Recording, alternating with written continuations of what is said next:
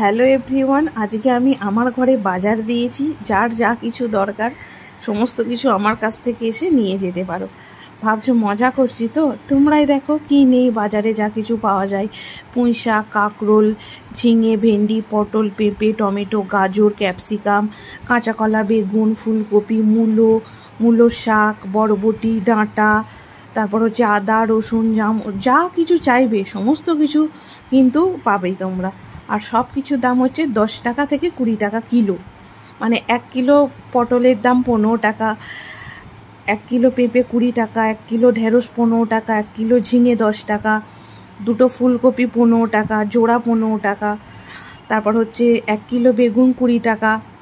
সমস্ত কিছুই মানে একদম জলের দামে দিয়ে দেবো তোমাদের সবাইকে। তো আদা, রসুন, কাঁচা লঙ্কা, সমস্ত কিছু, পেঁয়াজ, সব কিছুই নিয়ে এসছে। আসলে কি বলতো, শহর এলাকায় সবজির তো প্রচুর পরিমাণে দাম। আর এই সমস্ত কিছু আমার বর নিয়ে এসছে বাজার করে কালনা থেকে। আমাদের বাড়ি হচ্ছে বর্ধমান ডিস্ট্রিক্টের অম্বিকা কালনায়। তো কালনায় একটু পোস্ট অফিসের জন্য কাজে গিয়েছিল, দরকারি কাজে। তো সেই জন্য ওখান থেকে সমস্ত কিছু বাজার করে এনেছে।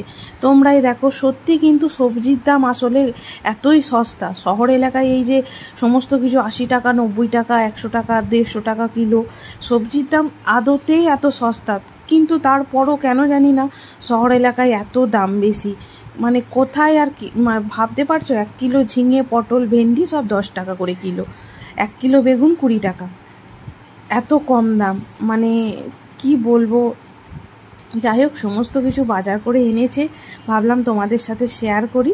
তো কেমন লাগলো ভিডিওটা জানিও।